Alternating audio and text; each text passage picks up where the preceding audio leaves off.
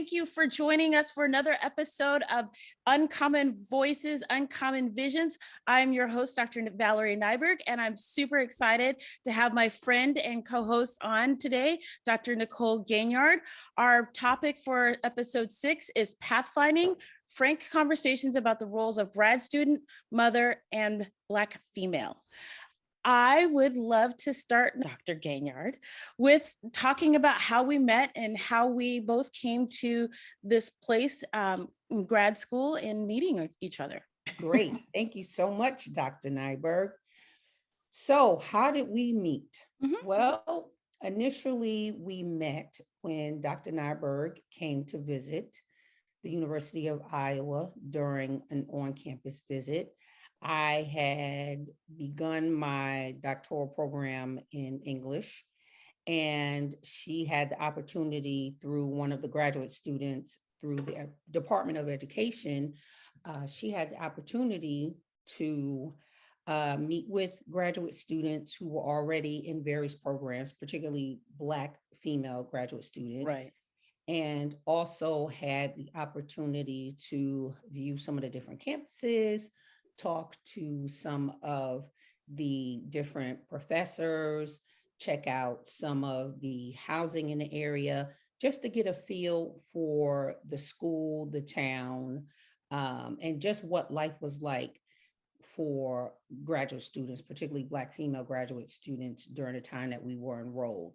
And just to say this, that's actually one of the best ways to determine whether or not you really want to go to a specific graduate school, because I can say for sure that when I went through the graduate school process, I had my own idea of which school I wanted to attend. And once I visited that school, my mind totally changed. And then when I went to visit the University of Iowa, that's when I decided to actually attend the University of Iowa. So I would say that, I know I'm kind of jumping ahead of things, but I would definitely recommend that when you are considering a school, that if you can, please, please, please go visit the school. Absolutely. So let's talk a little bit about that process, because I know for me, I didn't exactly know what to expect, or the process. For you, did your program actually bring you out, or did you have to pay for that yourself? Can you explain how the process was set up for you? Certainly. So usually how the process goes, or at least when I was in graduate school, is that when you are accepted into a program, usually what they do is they fly you out, and they usually reimburse you for expenses. So I was accepted to several graduate schools, and I visited at least 2 of them. And they usually have you visit for approximately 2 days or so. And during that time, you get an opportunity to talk to some of the professors, particularly the ones that you will most likely be working with in their respective departments. You probably have an opportunity to talk to someone in a graduate college. You'll have an opportunity to talk to graduate students, and also have an opportunity to kind of get a tour around town and just really get a feel for what the school is like, what the whole educational process is like, just to give you a good sense. And really, you'd be surprised. You'd be surprised how much you pick up during that particular visit. Right. In my case, I actually only did one visit, because the other school I got into, the University of Michigan, wasn't as helpful in bringing me out and in introducing me. So I kind of, through the correspondence I had with the University of Michigan, I got the feeling that once I arrived, I would be by and large on my own. So I decided, once I visited Iowa, that I was not even going to spend any time looking at Michigan, because of the approach that they had for their program. So absolutely can't emphasize that enough. So let's back up a little bit. Why grad school? What was your path? How did you get there? That's also a great question. And I got to grad school sort of a roundabout way. I was a non-traditional college student. Let's begin with that, because I had a child my first year in college, and I actually took a leave of absence and worked for 2 years full time. And I actually went back to school. And so when I applied to graduate school and went through the whole process, it was really a series of things that sort of came together and made that process for me. One of it was I participated in an undergraduate research program. It was called, and I think it's still active, the Ronald McNair Scholars Program. It was a program for underrepresented minorities, geared towards encouraging minorities to get into higher education, graduate school. And so I got a lot of mentoring and support through that program. And it was through that program and through going to graduate school fairs that I was encouraged to apply. And so initially, I was going to wait a year after I graduated from college and then apply for graduate school. But there was a lot going on in my life personally at that time. It was essentially a point where I was at that literal, sort of that proverbial fork in the road. And I just decided on a whim, literally at the last minute, to just apply to graduate school. And once I applied, for me personally, took that as a sign to go through with going away to graduate school. And largely because, for personal reasons, I turned down opportunities to go away to college years prior. And I saw this opportunity as kismet, as you will, or fate. And so I decided to take this opportunity to leave New York City, take my son, and go to graduate school. Wow. Wow. Like you, I was also a non-traditional undergraduate student. After high school, I joined the military, which it was an experience. Thought I was going to be doing that for the rest of my professional career, but that did not. It wasn't what I needed to do. And I always wanted to go to always wanted to go to college, always was interested in that. So while I was active duty, I started going and taking some classes. By the time I got off of active duty, I had almost my associate's degree and had officially transferred to the university. And during the second part of my university experience, I really, really, really knew that I wanted to go to grad school, but I started the university pregnant and then I graduated pregnant with my first and second child. So trying to go to graduate school with two small children seemed really impossible. Plus my husband at the time was active duty.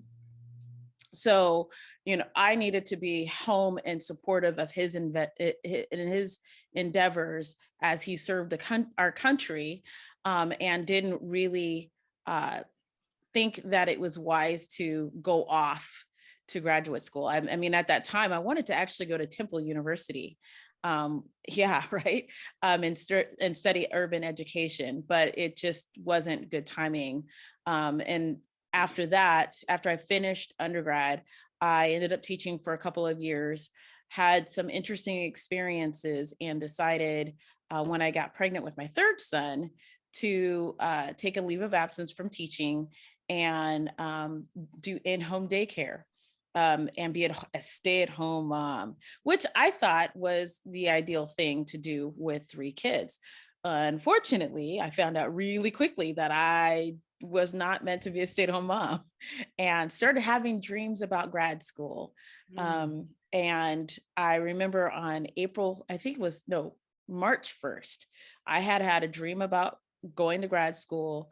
That morning, I reached out to my advisor from my undergrad and asked him about getting into the program from the university I'd gone to for undergrad. And he absolutely encouraged me. So I took the GRE, which I didn't do well. I took it a second time and still didn't do great.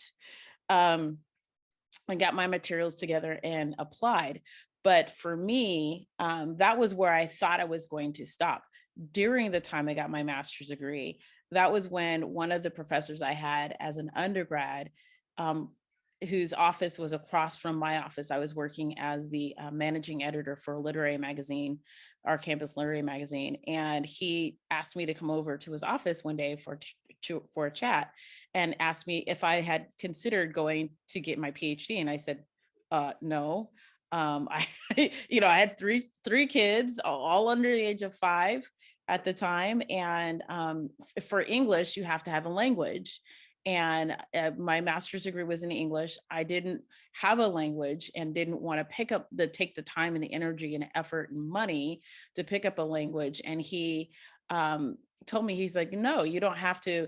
Not all grad programs have to have a language. So that was how I ended up applying to graduate colleges of education instead of English for my PhD, my doctoral work. And yeah, so that's how I ended up coming out to Iowa.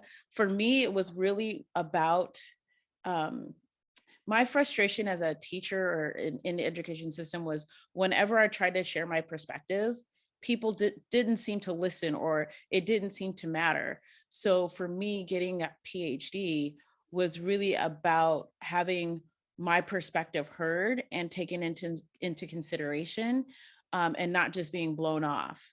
What about for you? Ooh, well, I would have to say that based on the work that I did as an undergrad Mhm. for the McNair Scholars Program, it opened my eyes to the possibilities of things that I could do. As you well know, Valerie, I'm a first generation, not only high school graduate, but college graduate, et cetera, et cetera. So all of this was literally brand new for me. I had never really seen it before. Applying for the college process, I pretty much did it on my own. Mhm. Navigating my way through college, did it on my own for the most part. And so when I returned back to school, I'll never forget this conversation I actually had with my sister. I had gone to the University of Maryland for a conference. And I just remember being on that campus and interacting with all of these different smart people and just having a really good time visiting the Capitol, just doing all of these different things. And I remember calling my sister and crying. And I remember calling her and crying because at the time I wasn't I was in a relationship that wasn't the best for me, and I felt trapped. And I just remember crying and telling her that this is what I want to do. I want to get out. I see the possibilities for me in terms of expanding my life and at the same time providing opportunities for my son. Right. So for me, going away to graduate school was really about changing the trajectory of my life. It was also about exploring my options. And it was also about creating choices and opportunities for me to be my best self. So I would say that the PhD itself is kind of the icing on the cake, but everything that I learned and everything I experienced in the process is what really made me who I am today. It's so funny. We've never had this conversation formally. And there's so many parallels because when I was finishing my master's degree, I very much felt trapped. My husband at the time was a good guy, but we just wanted fundamentally very different things. I wanted to, like you, create opportunities for my kids. I wasn't a first generation. Strictly speaking, my great grandmother had college education and was an educator. So I had a history in my family of education, but my mother certainly hadn't achieved that. And I had a lot of ups and downs during my childhood and a lot of ups and downs, even my early adulthood, that I was trying to make sure my kids didn't experience and make sure that they had all of the opportunities that I believed my grandparents really wanted for their children, which they didn't really achieve, but by extension, what my mother had taught to me. And I didn't think at the time that the road that I was on was going to get me there, nor the relationship I was in.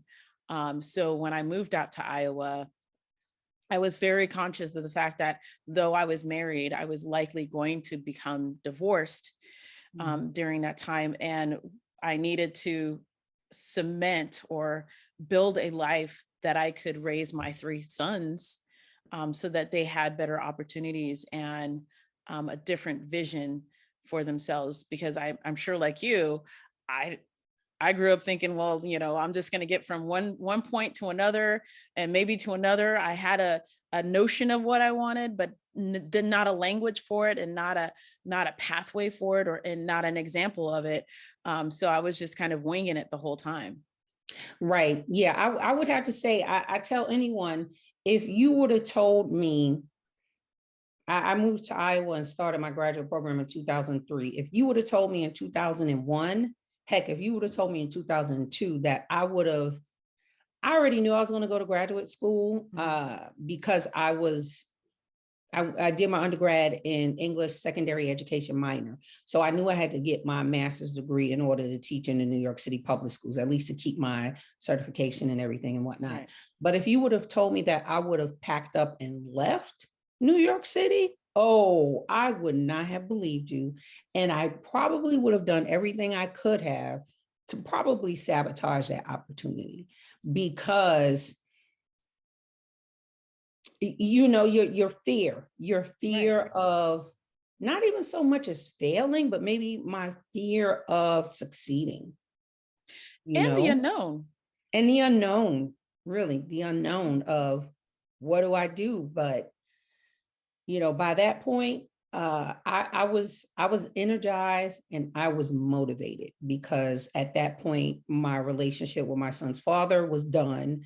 And I just knew that at that point, I had outgrown my space, and I knew that it was time for me to go, and I was ready. And I said, I wanted to raise my son. I wanted to get my education, but I didn't want to get it at the cost of my son. Right. And I wanted to make sure that he was in a space where he felt safe. Mm-hmm. And I also wanted to do it in a way where I was still able to be a mom, mm-hmm. because it was important that even with all of the hard work and the time and the energy that I would put into it, I needed to make sure that I could get my son off the bus almost every day, that he could have home cooked meals at night, that he could go outside and play, that he felt safe in school. Right. For a lot of people, that may not be a concern for them, but I know for me, growing up, living in Brooklyn, it was. And that was very important. Yeah. For me, being there for my kids, I think, well, as a full-time high school English teacher, I worked 50 hours in my building every week. Then, of course, in the evenings, I worked as well. So the person my kids got when they were really young was irritable, often too busy, often, always trying to figure out what I was going to do for my students and not necessarily for my kids. And I remember when I was little, my mother used to say that she felt her mom spent more time and energy on children outside the home than inside the home. Mm-hmm. And I never wanted my kids to feel that way about me. I wanted to be able to invest in them in the ways that my mother wasn't able to invest in me, and to assure to make sure that they had all the things that they needed to be successful, and all the access possible. So for me, Iowa, I know this sounds like a really bad cliche, but was a field of dreams. And that was literally my favorite movie in my adolescence, because it provided that safe environment and provided a great educational system for my kids. It provided me the ability to move about town and do various things with them and for them. And like you said, make sure they had home cooked meals and, they got their homework done. So it was a fitting place to be able to accomplish those things. Yeah. And I don't know how you do it. I tell you that all the time. When I used to tell me your schedule, I was like, whoo, girl, I'm just tired listening to all the stuff you have to do. Oh my gosh. And how much time you spent on the soccer field. Yes, I still have soccer mom chairs. Lots of them. and blankets and coats and all the other things you need to be a soccer mom. Yeah, for me, I felt like graduate school, at least as a mom and then as a single parent, afforded me the ability to be a better mom than I would have had I had a traditional job. Mm. I think that being a mom forced me to focus, Absolutely. and it forced me to not waste, try not to, and I'm not going to say waste. I'll say it forced me to focus and realize, look, I got stuff to do. I got things to do. I have this child to take care of. I don't have time to play. This is what I need to do. So it really utilized my time management, made me utilize my time management skills Mhm. uh, much better.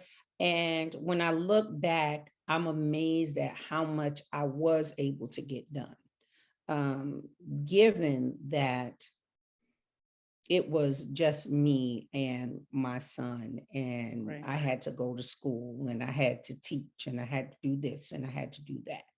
So I felt like, one, I was able to capitalize on the strengths of each part of my identity to help each part of who I was.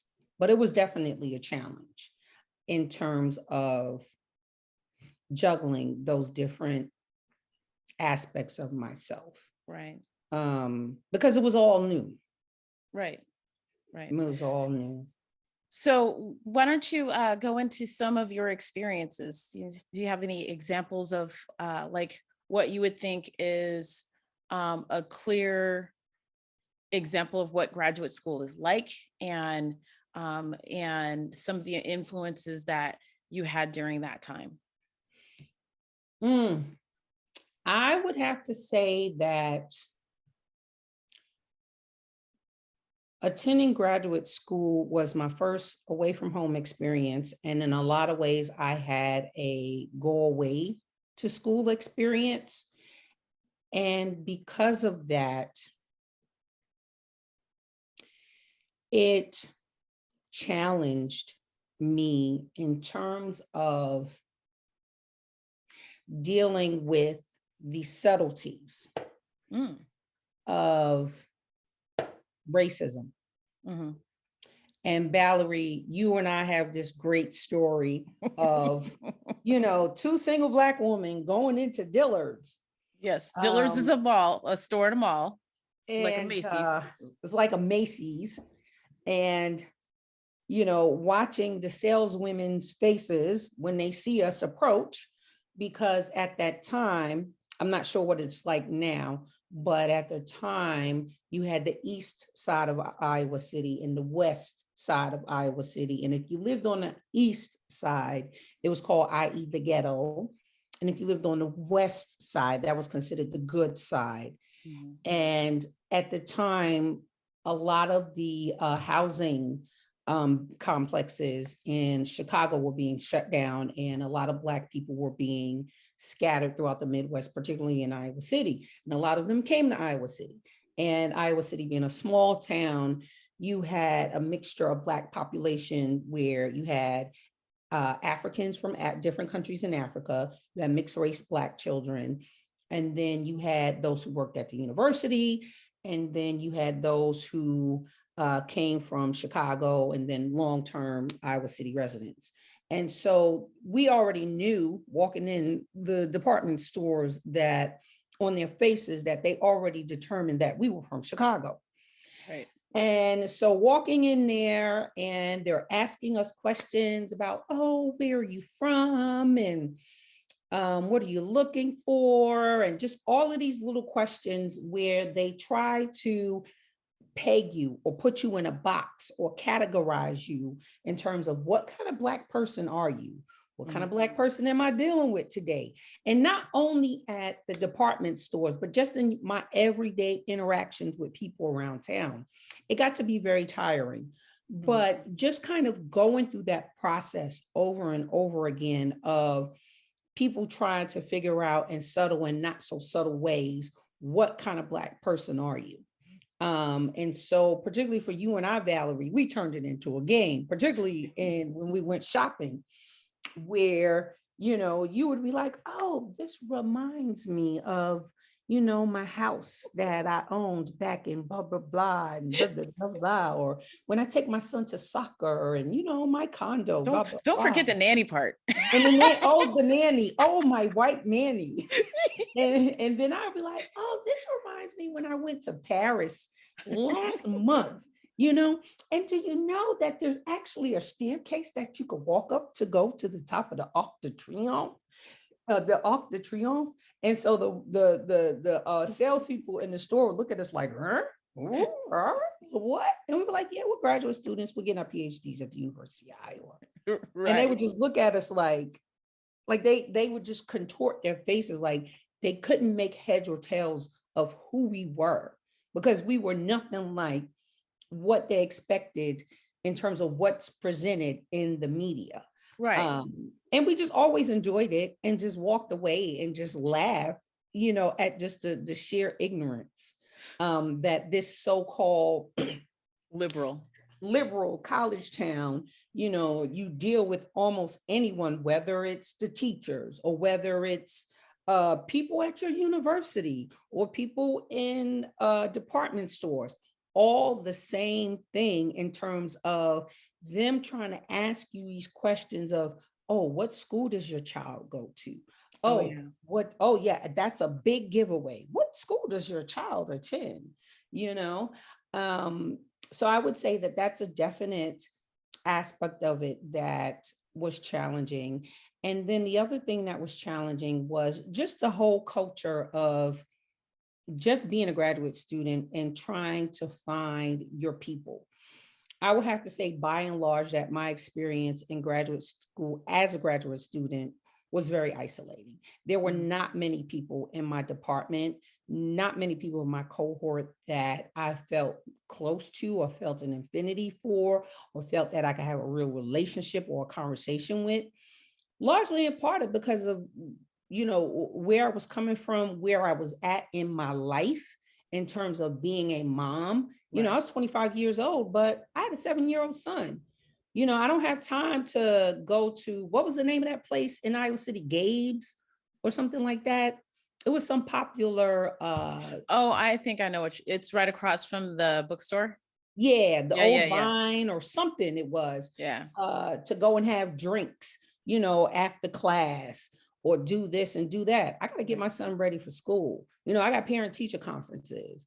I have things to do. So I would have to say that I had the bulk of the time and interactions and the friends that I had in Iowa City, they were outside of the department. Oh, absolutely. Sure. Yeah. Yeah. I mean, so for me, like you were saying, when I was looking for housing before I got to Iowa City, I remember contacting people because I thought I was going to rent initially.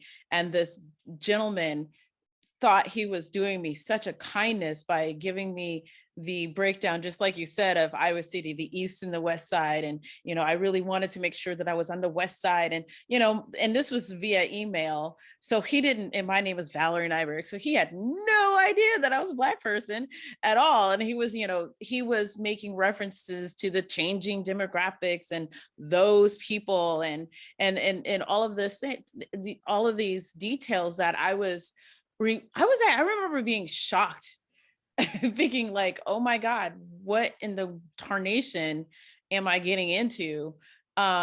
So I knew when I came, especially because my husband at the time wasn't coming with me, he was stationed in Florida, that I needed to be very open about our story, our narrative as a mother of kids who are multi-ethnic and who, as you recall, who did not necessarily look like they all had the same mama and the same daddy, since I had a blonde child.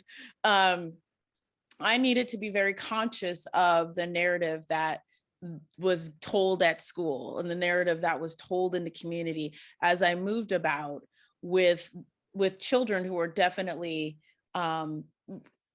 people had a lot of questions about the paternity. And that was always tiring. And then, like you said, I was fortunate enough to have a couple of people in my program, one who actually came from the same town that I come from. So I'm well, I was born in New York, but I was raised in Sacramento. And she was raised in Rancho Cordova, which was an area I knew very well. And we became fast friends. But the difference is when you have grad student friends who are white, when things happen, they can step away in a way that you can't. So when I had issues or an issue with a professor who I felt was singling me out and who was making me very uncomfortable, I could, yes, talk with my grad student friend, but when it came time to address the issue, I was absolutely alone in addressing that issue. And so during my time at Iowa, I started to really get involved with a lot of the Black Greek organizations in order to start to network and to find people that would be better systems of support than the folks in my program. The folks in my program were great people, but weren't necessarily, they didn't understand kind of what I was doing and the complications of the things that I was doing, and nor did they have to. So that like you, I was kind of really isolated in that regards as well. Right. So And I know for me, oddly enough, one of the places where I was able to find a lot of people was through InterVarsity, was through the Graduate Christian Fellowship organization. Now, at the time, I wasn't talking to God. I was like, I'm not talking to you. I'm mad at you. Because I was diagnosed with an autoimmune disease, and I was just really devastated. Because I felt like up until that point in my life, I had finally 3 years prior really just turned my life around, and to now get to a place where, okay, I'm on the right track, back in school, taking care of my son, everything's great, to now be diagnosed with this illness. I was just like, oh my gosh, this is crazy. right. But it would just so happen that I was able to find individuals, different people, particularly single mothers, other Black single mothers, and just other Black women who I was able to build a community with. And those are the people who got me through graduate school. Yeah. I did not turn to the church at that time. A little later when my kids were older, but that wasn't the community that got me through. It was really my Black friends, particularly, and some professional connections that I made along the way, because at one point I ran out of funding, so then I had to start working in order to continue to keep a roof over our heads and to keep things afloat.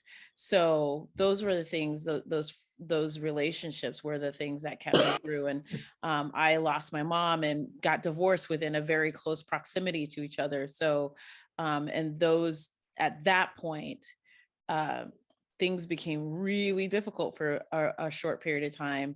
I even, as you know, I even quit at one point, just stopped doing everything grad school related, in order to kind of retool and find my path again. And by doing so and in working, I got a wider community of folks to support me. Yes. And I think that that's one of the things that people need to talk more about, because I remember that time and it was really difficult for you. I still, it was really difficult for you. That's what a lot of people don't talk about, that, people say, oh, you're a PhD student. Oh, you're writing your dissertation. And from the outside looking in, you're the woo. But on the inside, woo, that is a beast, because I definitely, not comparing what I've been through to you, not at all, but there are definitely times, at least in my experience and from what I've heard from others, is that when you're going through that process, there are moments where you really struggle. And there are moments where you may be enrolled or you may you'll just stop doing the work for whatever reason. Because I know for me, I went through a really bad period where I literally sat on the couch and cried for 2 years because I was just really, really depressed and really, really in a bad moment. And I just could not, because I was so deep and dark in it, it was so hard to like dig myself out of it, you know. Right. And what finally helped me was that I went on medication. Because for a long time, you know, I dealt with no, I could do it myself. You know, I don't need any medication. You know, that Black woman, I'm strong. And, you know, and finally I was like, you know what? Excuse my language. F this. I need some help. I was Right. like, fuck this. I need some help. And even then it was still a struggle, but at least I was able to, you know, finally kind of claw my way out to a certain extent and a point to where I was able to just finish, you know. And that's something that needs to be talked about and discussed more, the impact on one's health, particularly one's mental and emotional health, that graduate school can have on you, the toll it can take. Well, and I think one of the things that kept putting me under was the professors in my program, who I honestly don't think they knew what to do with me as a mother, as a Black mother, as a person who then had to go out and get a job. There was nobody like me in my program. So they would say things like, oh, well, you decided to be an excellent mother instead of being a student, or you decided to get a job instead of, and it wasn't a decision. Like, I had to take care of my kids. I had to keep a roof over our heads. I had to do these things. Like, I had to.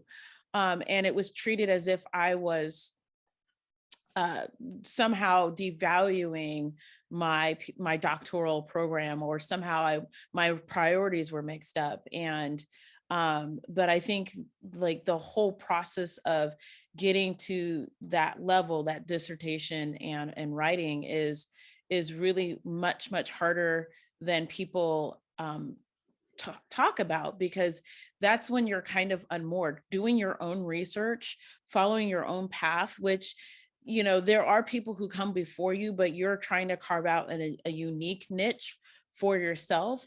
There's no clear sign to do that. And Nope.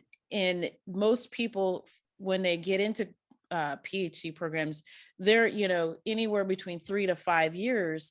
And once you hit that, 3, 4, 5 years, you're looking around to your left and your right, and people are graduating around you, and you're still there. And there is a negative stigma on still being there. I mean, at one Yep. point, they introduced me to the new graduate students in my department as the grand dame of the program. And that was the last time I ever went to an event, because it was not cool. It hurt me to be in that position in the first place.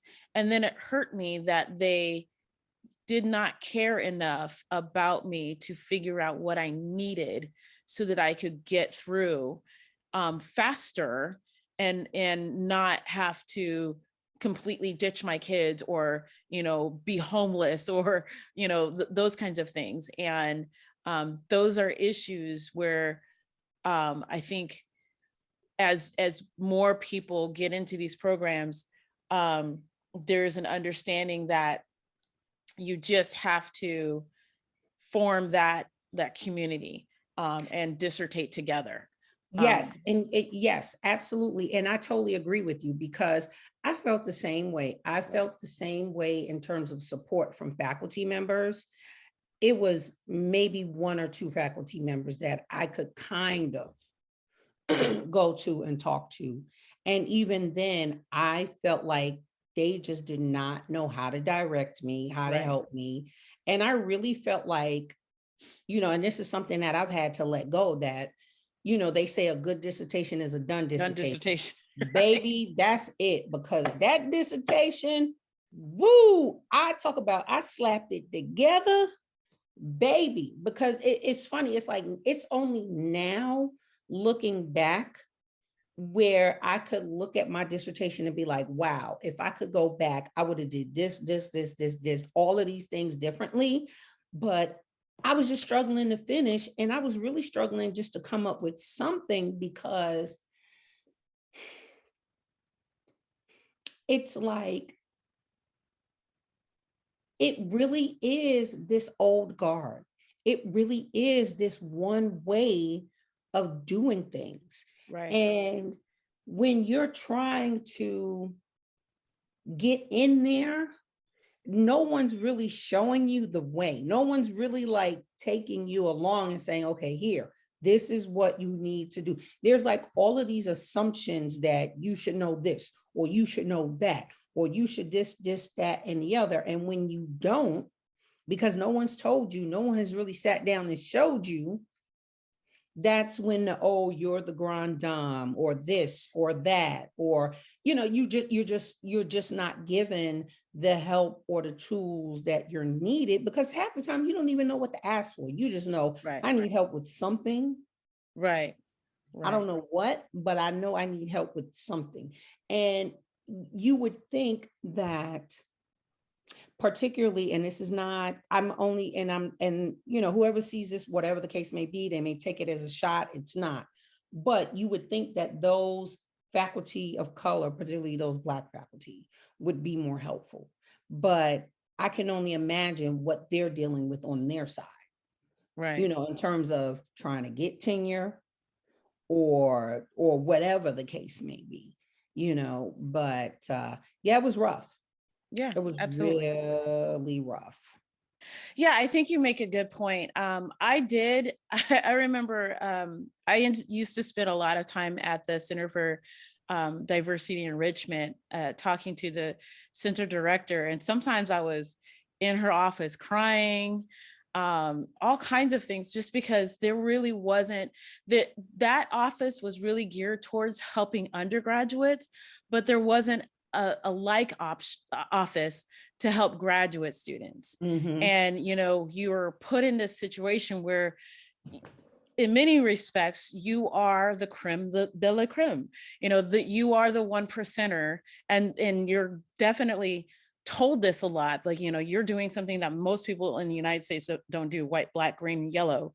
But they don't necessarily, like, the assumption is that you know what you're doing and that you have what you need in order to get those things done. And I just didn't. I so many times there was, there just wasn't a path, there wasn't a direction, and I had to take much longer to get those things done than some of my peers. I think for me, the game changer was I just write faster than most of my peers, so I was able to keep up, but just barely.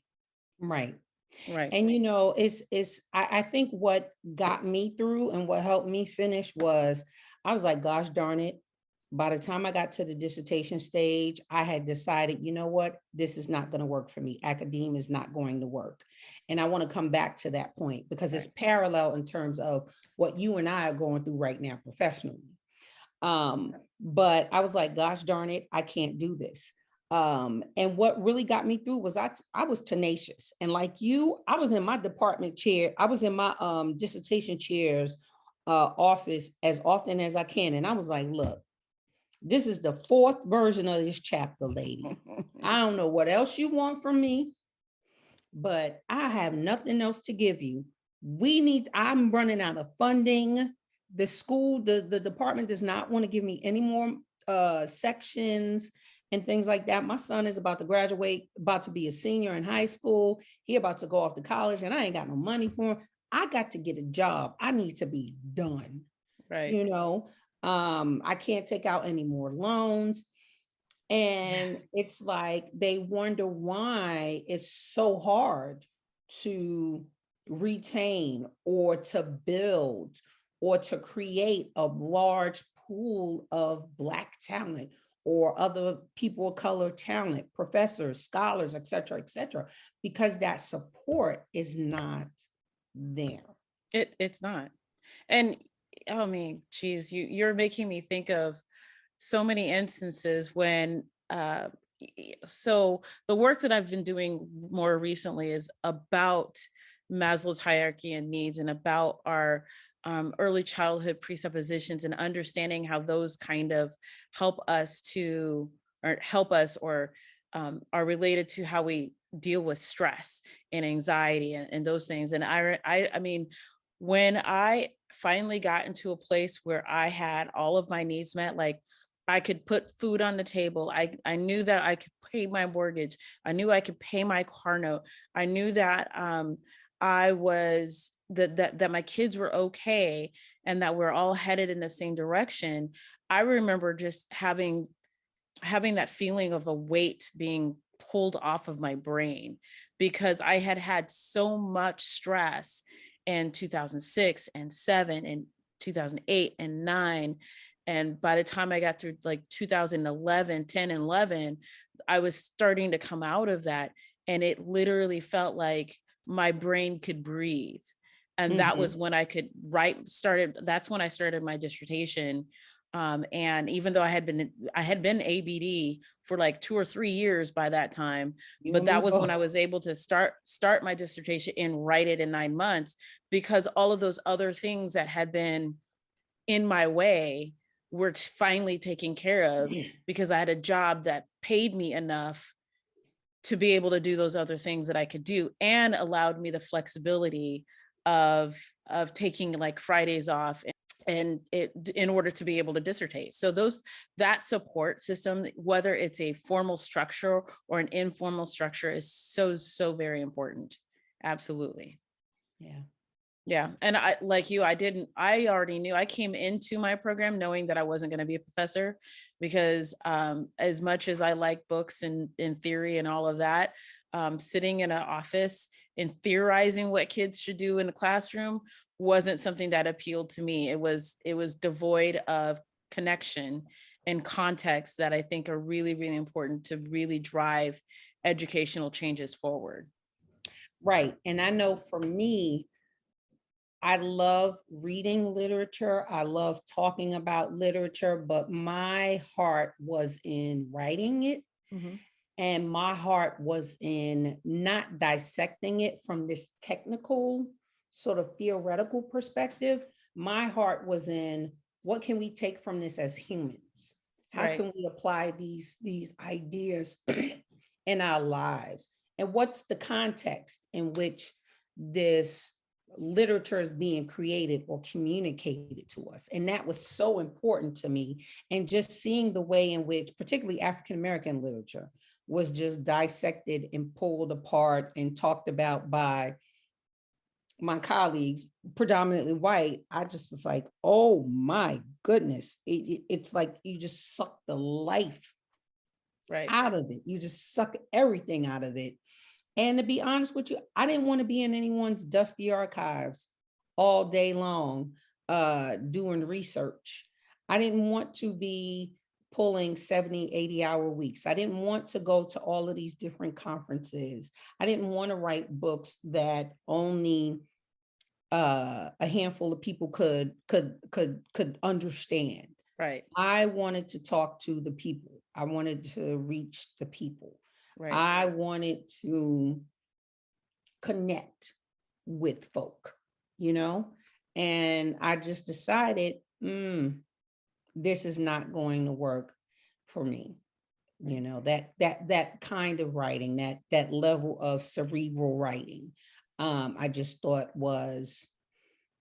it was draining for me. It was soul draining. I like it, but it's so esoteric that it doesn't have meaning. I really do enjoy reading it and writing it. I love reading it and I love talking about it, but I don't like writing it.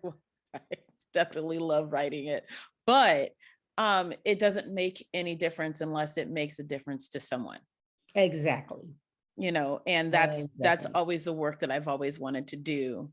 That has been deeply meaningful to real people, and can make a difference, because I think we're all here on the planet for a reason. And for me, my emphasis has always been making the path wider, making the way easier for whoever comes behind me. So, well, we're almost out of time. I just wanted to give you a couple of minutes to kind of gather your thoughts and recap. Like, if you were to give some advice to someone who's looking into going to graduate school and had some just misgivings about it or uncertainty about it, what would you advise? It's funny you say that, because I was thinking about that this afternoon. And one of the things I would definitely say, especially because of the time that we're in, you really want to do your research in terms of thinking about the career or the job or the path or whatever it is you want to do. You really want to see if there's a way for you to do it where you do not have to go to graduate school.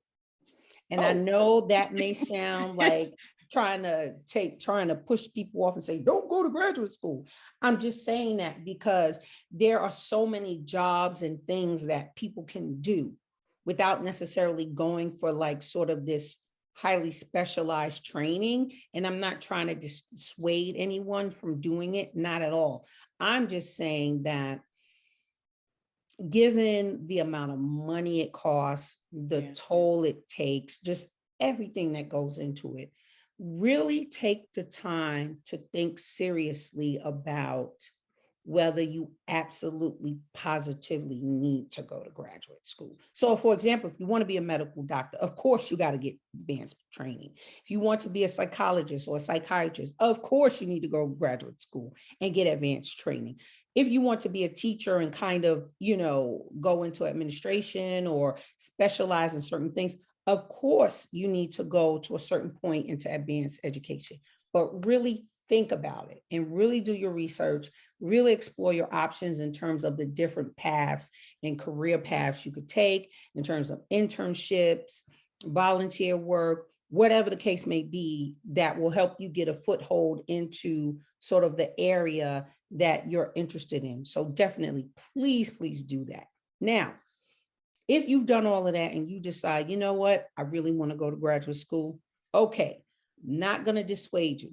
However, I will tell you this, try to get as much funding as you can. Oh, yes.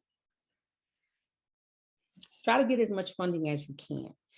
And with that also being said, what you want to do is try to do as much work as you can up front.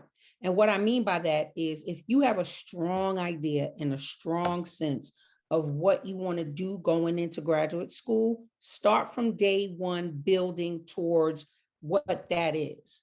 So if you know that you want to, let's say you go to get a PhD in literature and you want to focus on African-American literature, try to identify right away as quickly as you can what time period, what kind of African-American literature, whether you want to do African-American writers in Paris or literature that focuses specifically on a specific female body part. Like when I was thinking about doing teaching a class on the African-American female body, I wanted to specifically focus on the behind. So maybe you want to write a dissertation on African-American behind in literature from 1900 to 2012 or something like that. So really try to do as much upfront research to kind of specialize, fine tune, and figure out what you want to do. Because when you go to take your courses and when you go to do your research, you want all of that to feed into your dissertation so that by the time you get to, let's say, the exam stage and the dissertation stage, you've built all of that information and you have that wealth of knowledge already in you. Right. The other thing is regarding student loans. If you have to take out student loans, please be careful. Because, and I'm only saying this from experience, I don't regret it because my son is doing well. I'm proud of him. I love him. And I'm even with the challenges that I'm facing right now professionally, I'm in a great place in my life. But you really want to think about the long-term impact of taking out student loans. Unfortunately, we live in a country where a lot of infrastructure, we're not afforded or given a lot of support when it comes to health, when it comes to housing, when it comes to food, clothing, and shelter, when it comes to education. And on a back end, you're going to get socked because of it.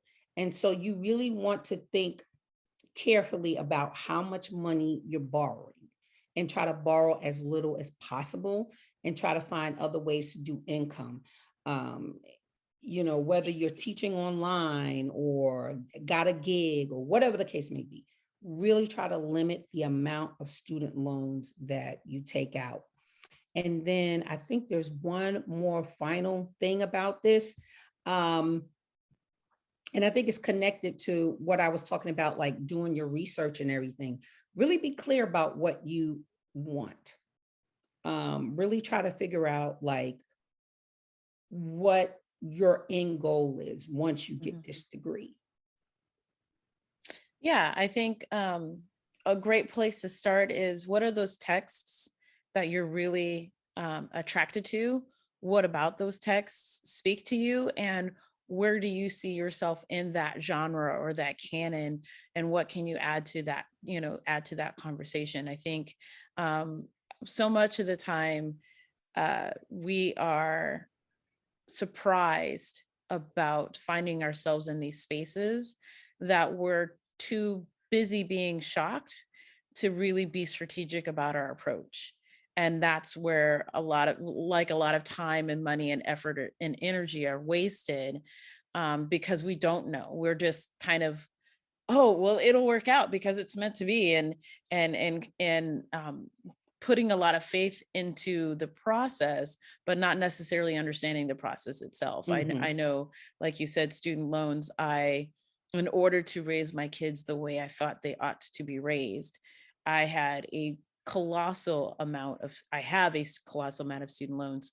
And many times I wonder why I didn't substitute teach while I was going through grad school, why I didn't do other things. I mean, I did tutor student athletes. I did do some homeschool work with some homeschool kids.